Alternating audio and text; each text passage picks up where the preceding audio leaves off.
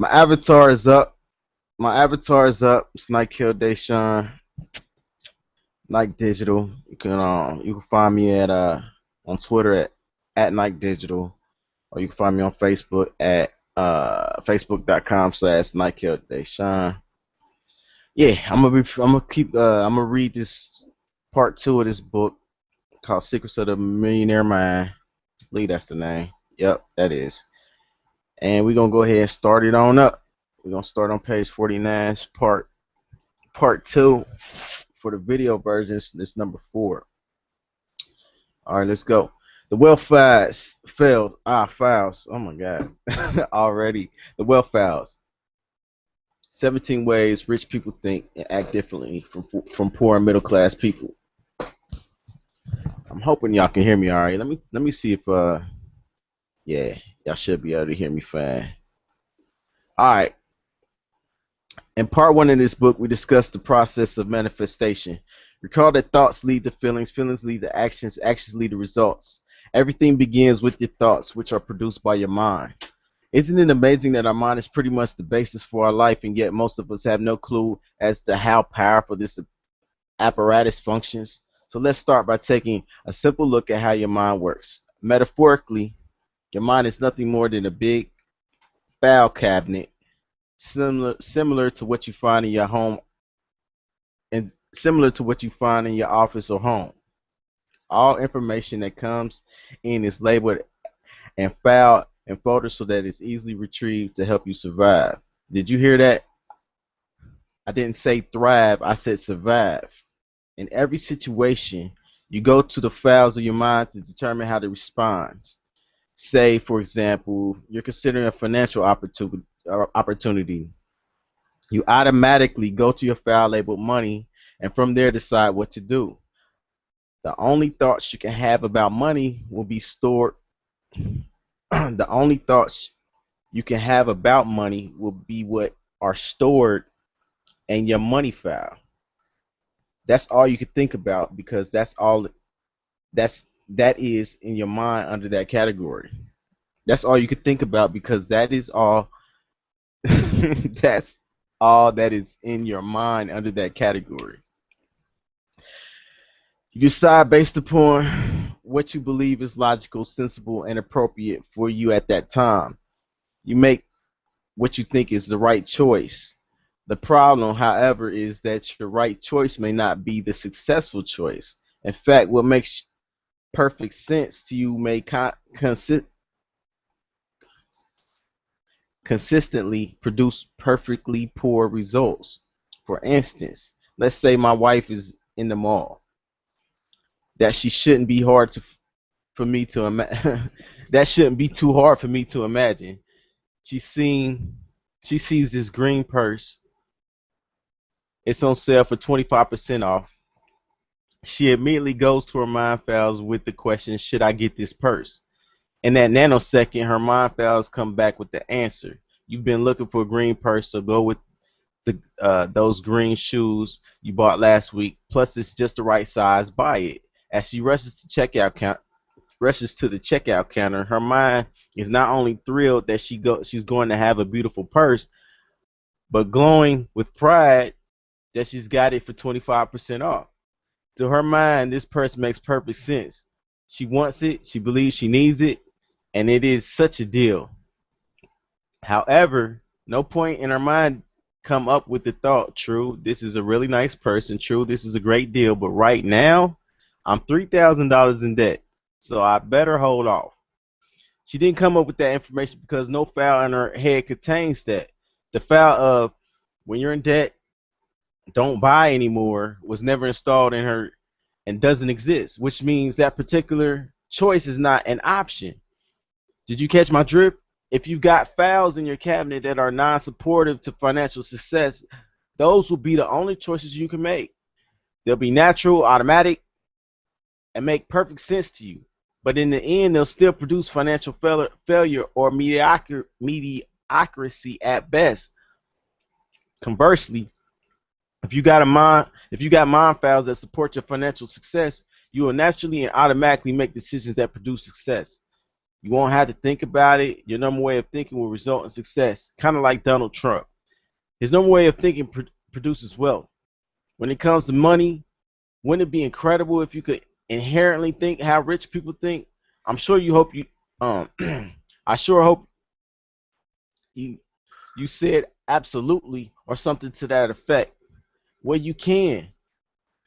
As we stated previously, the first step to any change is awareness, meaning the first step to thinking the way rich people think is to know how rich people think. Rich people think very differently from poor and middle class people. They think differently about money, wealth, themselves, other people, pretty well every other fact of life. In part two of this book, we're going to examine some of the differences and a part of your reconditioning. Install 17 alternative wealth files into your mind. With new files come new choices. You could then catch yourself when you are thinking like a poor middle class people and consciously shift your focus to how rich people think. Remember, you can choose to think in ways that will support you in your happiness and success instead of ways that don't. Wealth principle. You can choose to think ways that will support you in your wealth and happiness and success instead of ways that don't. A few caveats to begin. First, in no way, shape, or form do I mean to degrade poor people. I want to appear to be without compassion for their situation. Okay, I read that wrong. First, in no way, shape, or form do I mean to degrade poor people or want to appear to be without compassion for their situation. I do not believe that rich people are better than poor people. They are just richer. And at the same time, I want to make sure that you get the message. So I'm not going to make the distinction between rich and poor as extreme as possible. So I'm going to make distinctions between the rich and poor as extreme as possible. Second, when I discuss rich, poor, and middle class people, what I'm referring to is their mentality, how different folks think and act rather than actual amounts of money they've got or the value to society. Third, I will be generalizing big time. I understand that not all rich and not all poor people are the way I'm describing them to be. Again, my objective is to make sure that you get the point of each principle and use it. Fourth, for the most part, I will not always be referring to the middle class specifically because middle class people usually have a mix of rich and poor mentalities. Again, my goal is for you to become aware of where you fit in on the scale and to think more like rich if you want to create more wealth. Fifth, several of the principles in this section will appear to deal with more with habits and actions than with ways of thinking. Remember, your actions come from our feelings, which come from our thoughts. Coincidentally, every rich action is preceded by a rich way of thinking. Finally, I'm going to ask you to be willing to let go of being right. What I mean by that is be willing to let go of having to do it your way. Why? Because your way has got you exactly what you got right now. If you want more of the same, keep doing it your way.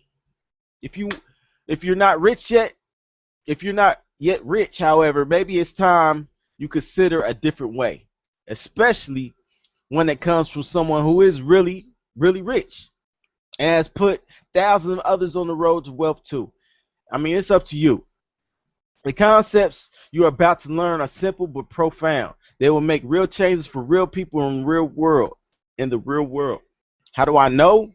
At my company, Peak Potentials Training, we get thousands of letters and emails each year telling us how each individual wealth file has transformed people's lives. If you learn them and use them, I'm confident they will transform your life too. And at the end of each section, you will find a declaration and a physical movement with which to anchor it into your body. You will also find actions to take to support in adopting this wealth file.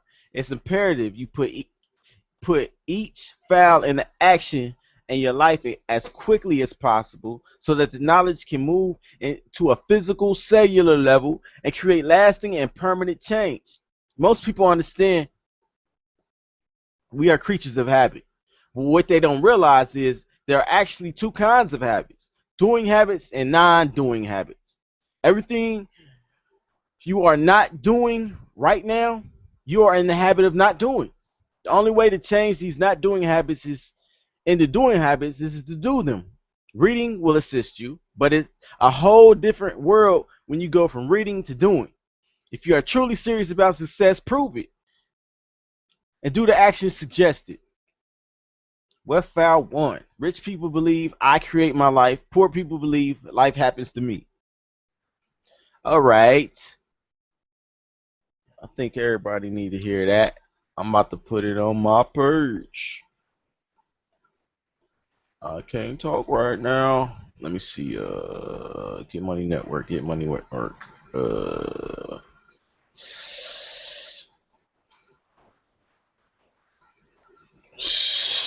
I don't know who that is that wrote this book, and it really don't matter.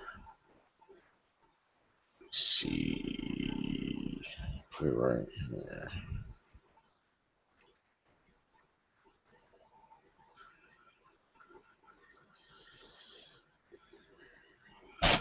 Okay. All right. Back to the book.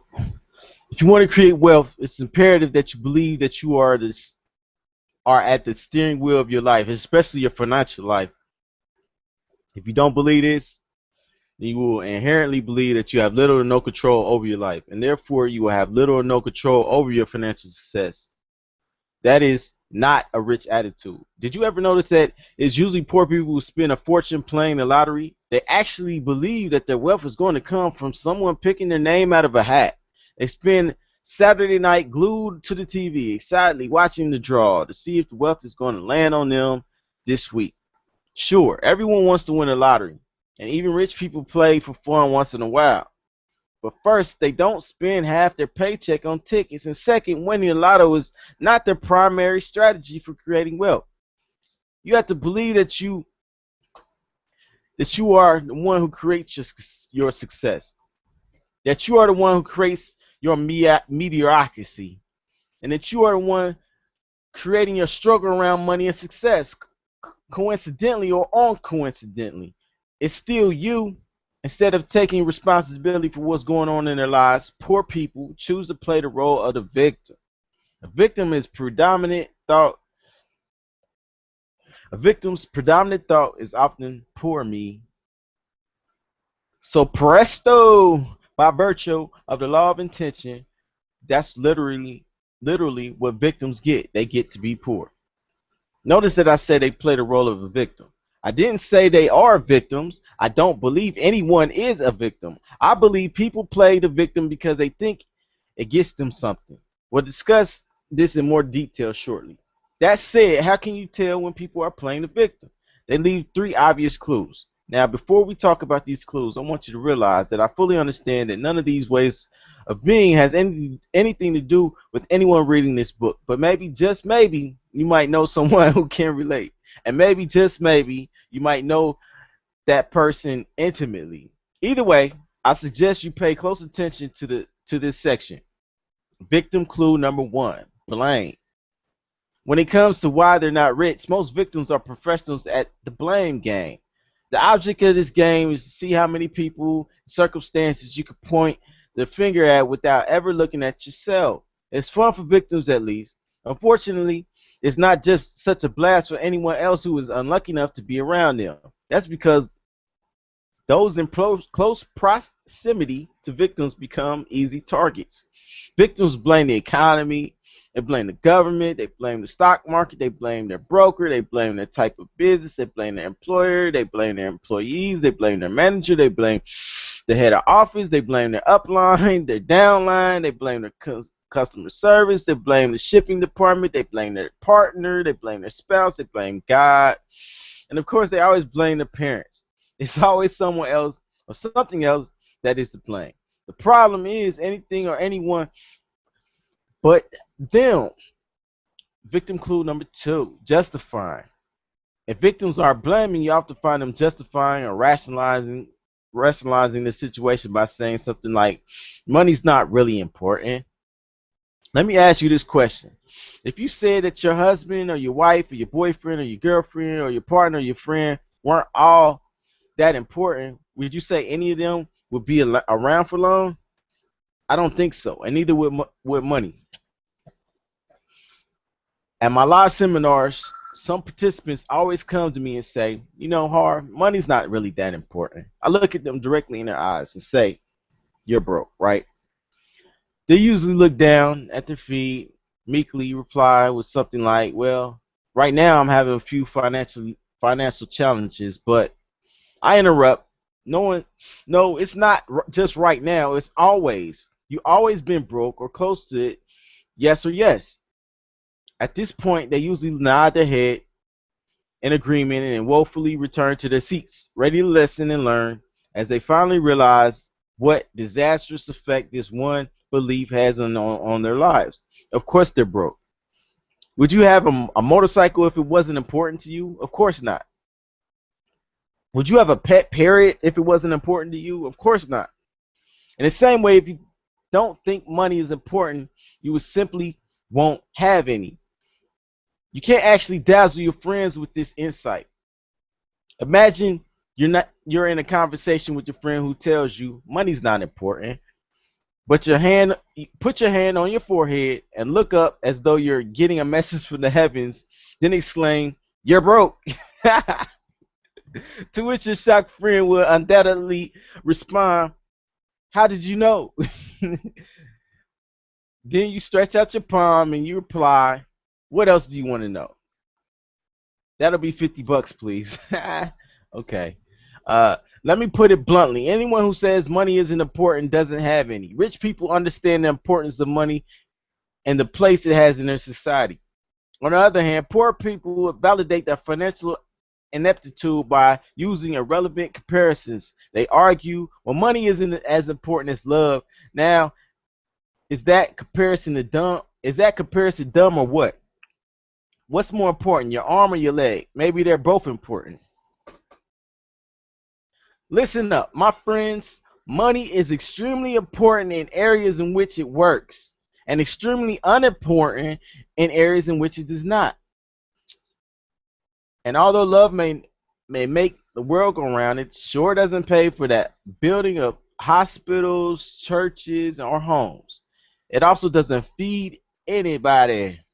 All right, wealth principle. Money is extremely important in areas of which it works, and extremely unimportant in areas in which it does not. Not convinced? Try paying your bills with love. Still not sure? Then pop over to the bank and try depositing some love and see what happens. I'll save you the trouble. The teller will look at you as if you're just going AWOL from the loony bin and scream one word: security. No rich people believe money. No rich people believe money is not important. And if I fail to persuade you and still somehow you believe that money is not important, then I had only two words for you. Two words for you. You're broke. And you always will be until you eradicate that non-supportive fab from your financial blueprint. Victim clue number 3, complaining.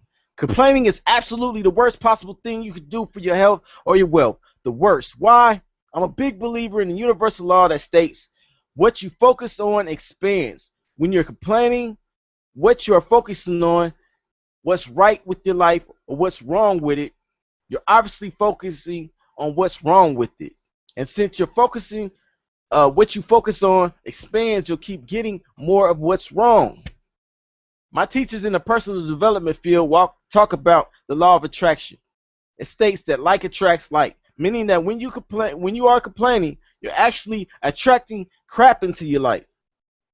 All right, give me a minute, y'all. Let me. I forgot to set this daggone timer. I was supposed to time our read. I know it's been about 5 minutes in, so let me just go to online. Here go a tip for y'all too. It's an online stopwatch. You go to www.online, whatever that line is, stopwatch.com, and you can do a countdown timer. I think we about 5 minutes in, so I'm gonna go ahead and set it. Little tip for you. Yeah, got mad tips at on my YouTube page called Nike Reviews. We'll review and give tips. So check me out on Nike Reviews. We'll review and give tips. YouTube. All right, let's keep going. Wealth principle. When you are complaining, you become a living and breathing crap magnet. Yeah. Have you ever noticed that complainers usually have a tough life? It seems that everything does go wrong with them. They say, of course, I complain, look how crappy my life is. And now that you know better, you can explain to them, no, it's because you complain. Your life is so crappy. Shut up and don't stand near me. Which brings us to another point. You have to make darn sure not to put yourself in the proximity of complainers.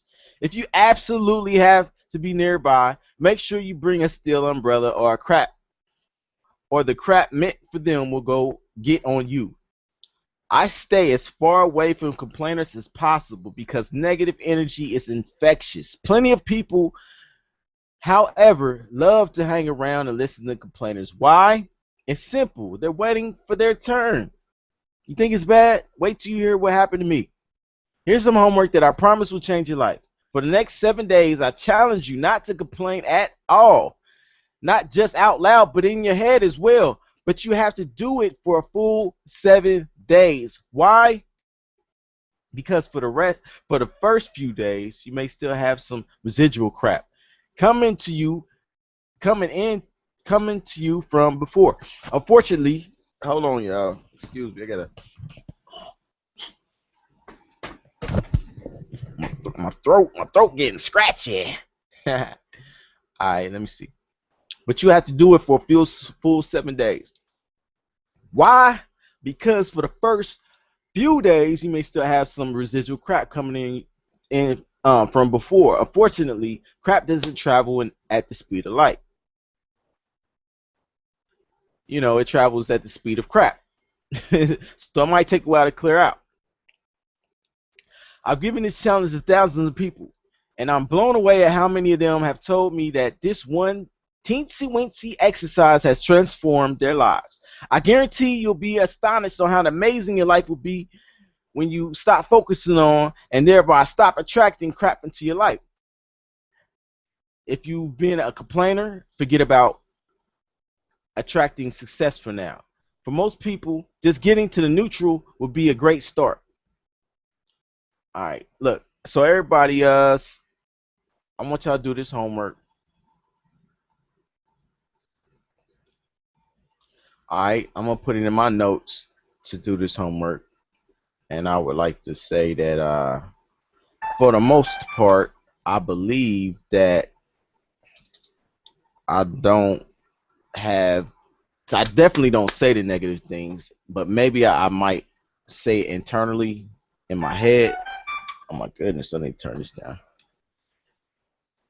But what I'm gonna do is I'm gonna pay attention to the thoughts of my head to see whether or not I am attracting crap into my life. So I want you to, oh my God, that long old message, man. That's like an essay. Somebody texted me a daggone essay, man. All right, trying to turn down the volume. I'm attempting to turn down the volume so it doesn't interrupt my reading, my fabulous reading. Oh man. But yeah, I'm gonna pay attention. I want you to pay attention to see if you have internal or external crap conversations in your life. And yeah, let's do that. Let's get this money. Let's be successful. I want you to be the best you possible, okay? All right, let me see where was that. All right, blame, justification, and complaining are like pills. They are nothing more than stress reducers.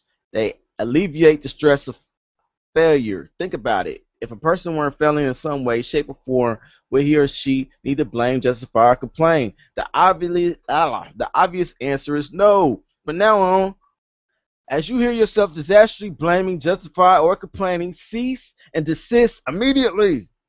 Remind yourself that you are creating your life and that at every moment you will be attracting either success or crap into your life. It's imperative that you choose your thoughts and words wisely.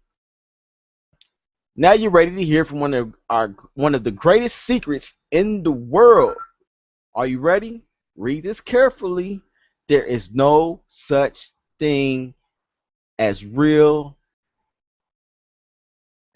rich victim. Let me read this again because I kind of messed it up. There is no such thing as a really rich victim. Did you get that? I'll say it again. There is no such thing as a really rich victim. Besides, who would listen? Tisk, tisk. I got a scratch in my yacht. To which almost anyone will respond, who gives a... All right, wealth principle. There's no such thing as a really rich victim. All right. Meanwhile, being a victim definitely has its rewards. What do people get out of being a victim? The answer is attention. Is attention important? You bet it is. In some form or another, it's almost everyone. It's what, in some form or another, it's what almost everyone lives for. And the reason people live for attention is that they made a critical mistake. It is that same error that virtually all of us have made. We've confused attention with love. Believe me, it's virtually impossible to be truly happy and successful when you're constantly yearning for attention. Because if it's attention you want, you're at the mercy of others. You usually end up as a people pleaser, begging for approval. Attention seeking is also a problem because people tend to do stupid things to get it. It's imperative to unlock attention and love for a number of reasons. First, you become more successful. Second, you will be happier. And third, you can find true love in your life. For the most part, when people confuse love and attention, they don't love each other in the true spiritual sense of the word. They love each other largely from the place of their own ego, as in, I love what you do for me. Therefore, the relationship is really about the individual and not about the person, or at least both of you. Oh, that's deep. By disconnecting attention from love, you will be freed up to love another for who they are rather than what they do for you. Let me read that again. By disconnecting attention from love, you'll be freed up to love another for who they are rather than what they do for you. All right, let me take notes on that. I'm about to put that in my notes.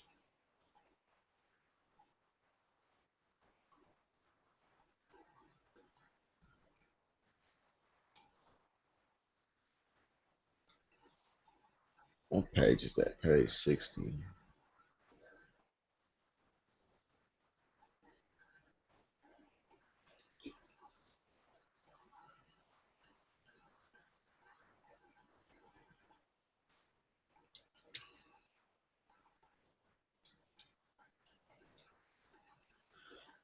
Okay. Now, as I said, there's no such thing as a rich victim. So to say a victim, attention seekers make darn sure they never get rich. It's time to decide.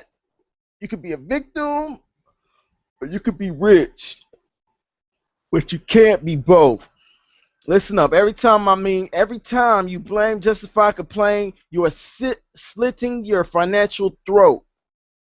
Sure, it would be nice to use a kinder and gentler metaphor, but forget it. I'm not interested in being kind or gentle right now. I'm interested in helping you see exactly what the hell you're doing to yourself.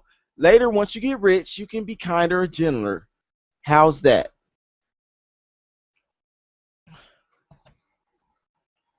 It's time to take back your power and knowledge and acknowledge that you create everything that is in your life and everything that is not in it.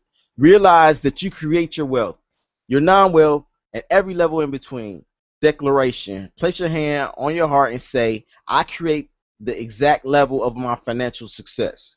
Touch your head and say, I have a millionaire mind. All right, everybody, do it with me.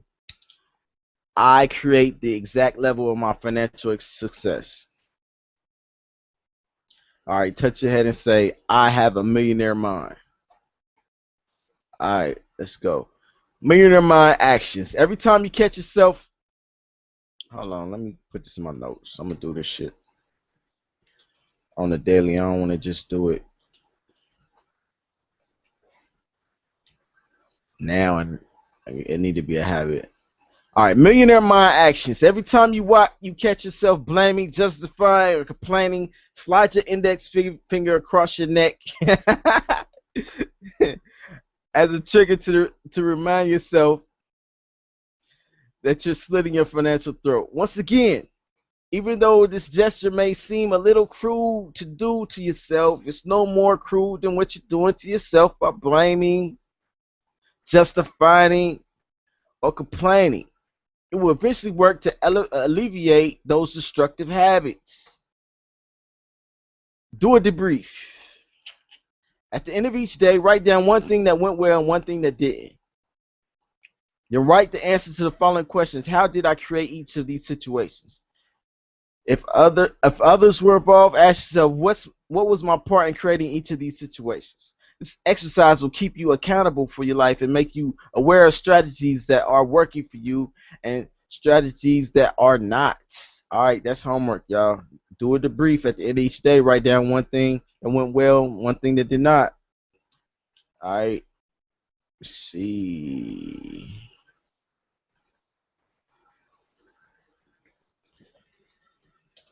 Homework. It's page 62. So I'm hungry. All right.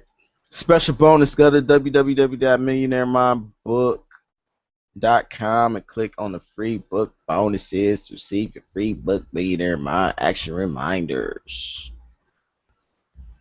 All right, well, foul two. Rich people play the money game to win. Poor people play the money game not to lose. Oh, that's deep. Poor people play the money game on the defense rather on the offense.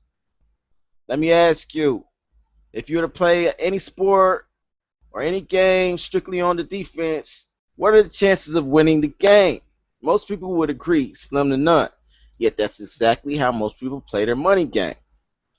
Their primary concern is survival security instead of creating wealth in abundance. So what's the goal? What is your objective? What is your true intention? The goal of truly rich is to have massive wealth in abundance. Not just some money, but lots of money. So what is the big goal of poor people? To have enough to pay the bills on time would be a miracle. Again, let me remind you of the power of intention. When your intention is to have enough to pay bills, that's exactly how much you're going to get. Just enough to pay the bills is not, and not a dime more. Middle class people will at least go a step further. Too bad it's only a tiny step. The bigger goal in life is also happens to be their favorite word in the whole wide world. They just want to be comfortable. I hate to break the news to you, but there's a huge difference between being comfortable and being rich. I kind of like that. I want to highlight this. I'm gonna take notes of this. So we gonna pause while I copy this.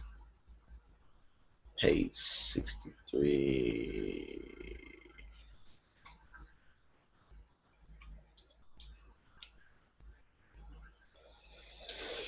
Okay, I have to admit, I didn't always know that. But one of the reasons I believe I have the right to even write this book is because that I've had the experience of being on all three sides of the proverbial fence.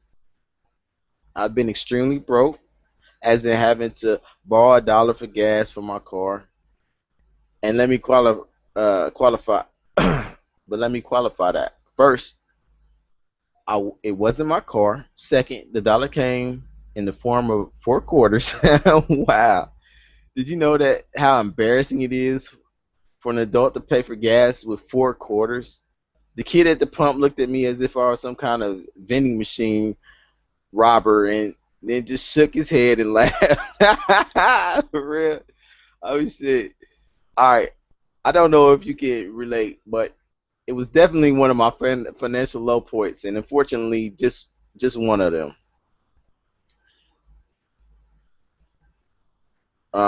Once I got my act together, I graduated to level of being comfortable. Comfortable is nice. At least you can go out to a decent restaurant for a change. But pretty much all I could order was chicken. Now there's something wrong with chicken. Now there's nothing wrong with chicken if that's what you really want. But often it's not. In fact, people who are really financially comfortable usually decide on what they eat by looking at the right hand side of the menu, the price side. What would you like for dinner tonight, dear? I just had the 7.95 dish. Let's see what it is. Surprise, surprise! It's chicken for the 19th time this week. Okay. When you're comfortable, you don't dare allow your eyes to look at the bottom of the menu, for if you did, you might come across the most forbidden words in the middle class dictionary: market price. And even if you were curious, you would never ask what price it actually is. First, because you know you can't afford it. Second, it's downright embarrassing when you know the waiter doesn't believe you when he tells you the dish is $49 with the side dish is extra, and you say, you know what? For some reason, I'm having a real craving for chicken tonight.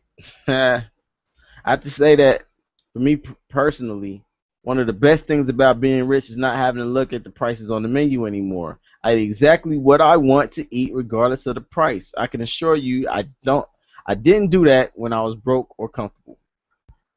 It boils down to this.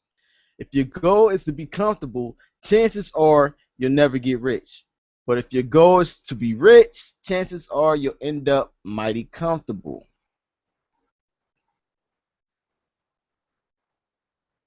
All right, let me read this again because yeah, this needs to sink in because I don't understand where you're coming from. So maybe you do, but I'm gonna read it again. Well, principle: if your goal is to be comfortable, chances are you'll never get rich.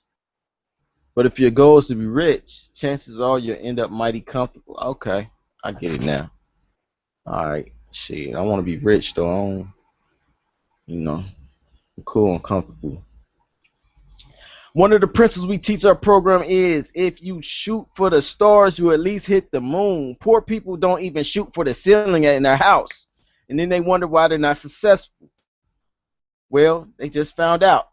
You get what you truly intend to get. If you want to get rich, your goal is to be rich, not to have enough to pay the bills, and not just to have enough to be comfortable. Rich means rich. Declaration.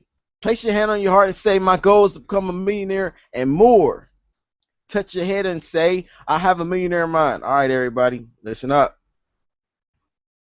Repeat after me. My goal is to become a millionaire and more. Now touch your head and say, I have a millionaire mind. All right. I'm gonna put this in my notes.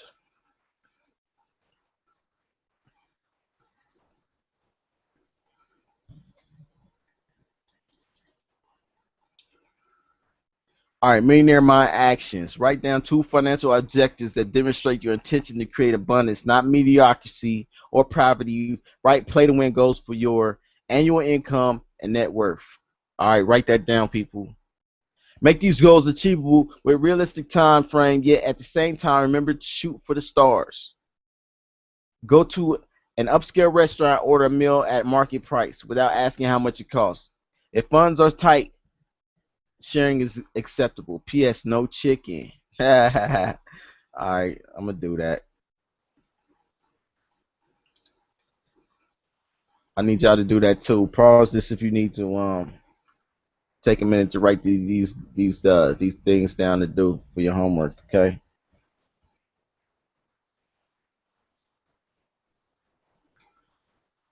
All right. Well, file number 3. How much more time we got? Like 5 minutes. Okay. Well, foul number 3, rich people are committed to being rich. Poor people want to be rich. Ask most people if they want to be rich, and they look at you as if you went crazy. Of course I want to be rich, they say. The truth, however, is that most people don't really want to be rich. Why?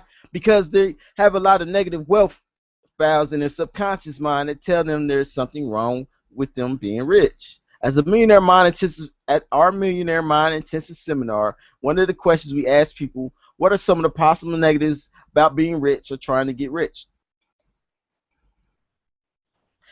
Here's what some people have to say. See if you can relate to any of these. What if I make it and lose it? Then I'll really be a failure. I'll never know if people like me or myself for any. I never know if people like. I'll never know if people like me for myself or for my money. I heard that this weekend. I'll be at the highest tax bracket and have to give my half money to the government. I heard that before. Yeah, I've heard people say that before. It's too much work. I could lose my health trying. My friends and my family will say, "Who do you think you are?" and criticize me. Everyone's going to want to hang out. I could be robbed. My kids could be kidnapped.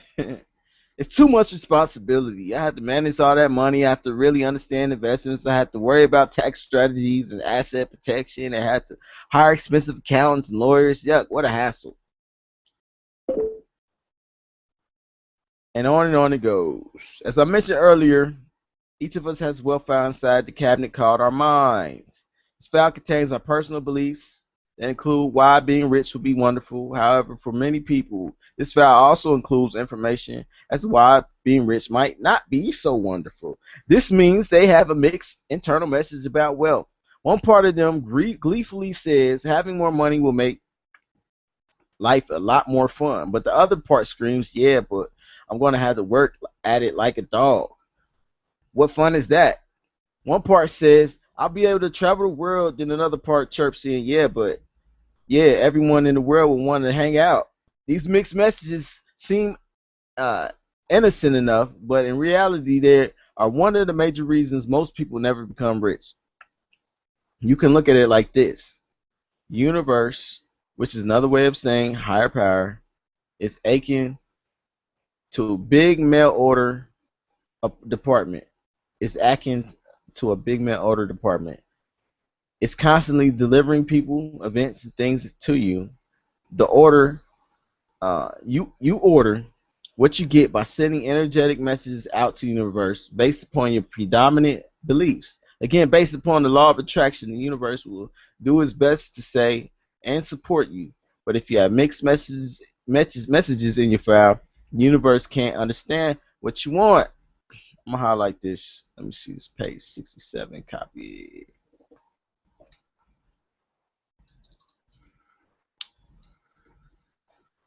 All right, 1 minute universe here is what you that you want to be rich. So it begins sending you opportunities for wealth, but then it hears you say rich people are greedy. So the universe begins to support you in not having money, having much money. But then you think having a lot of money makes life so much more enjoyable. So the poor universe, dazed and confused, starts sending you opportunities for money. The next day, you're in an uninspired mood, so you think money isn't important. The frustrating universe finally screams, "Make up your freaking mind! I get you what you want. Just tell me what it is."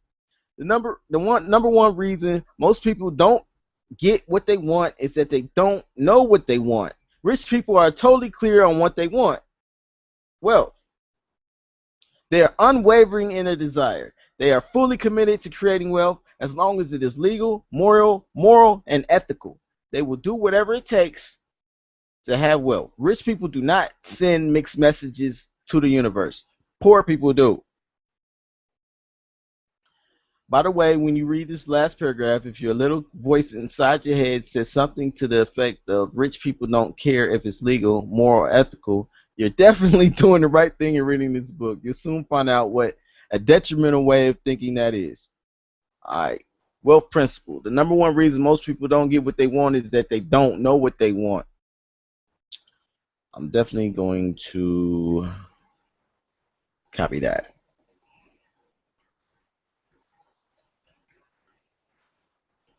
No, I'm gonna send it out to my team on Facebook real quick. All right, yeah, and I want you to like this page right here. It's Get Money Networks on Facebook. Just type in Get Money Networks on Facebook, and I'll be posting up inspirational quotes and things that I've read, like I'm doing right now. And I'll also be posting up pictures and ways that you can get money online that I know about. One way is through the Empower Network. There's some pictures on here that I took over. We was in Denver, and these are actual checks of people making this amount of money in a short period of time. This was made July 20th, 2013. This is 3 months of work, and when I talk to most of the people that are making that kind of money or that get these checks, it's 3 months of work. This guy named Robert got made $46,000. This guy, I forget his name. I think his name is Paul. $136,000 in 3 months' time. It's real money, and it seems like every time I meet them, we meet up every 3 months. It's a little bit more money. They making just a little bit more money. It's growing. All right, I need to post it. I want to post this on my. I also have a Get Money Club group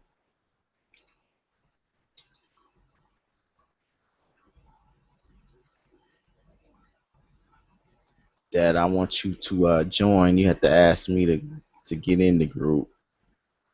So look that up on Facebook, and I will be sure to add you.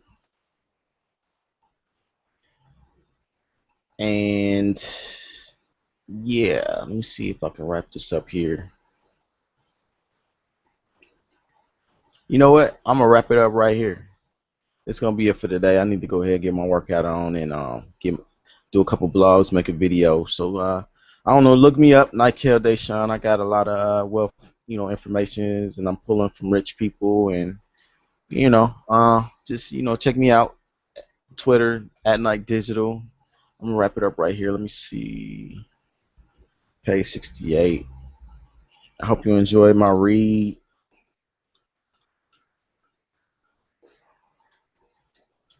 and my intention is to do this every day till the book is done, and then we're gonna start a new book. Okay, okay. Let me go ahead and shut this on down. All right. I look forward to hanging out with you and get money with you together. All right, we're gonna run together, lock arms, and run together. It's Nykel DeShawn, like digital. Click that link below if you want to know ways to get money online, like how I be getting it, and how some of the people that I met, some of my friends is getting it. Click that link below. Nykel DeShawn, like digital. I'm out.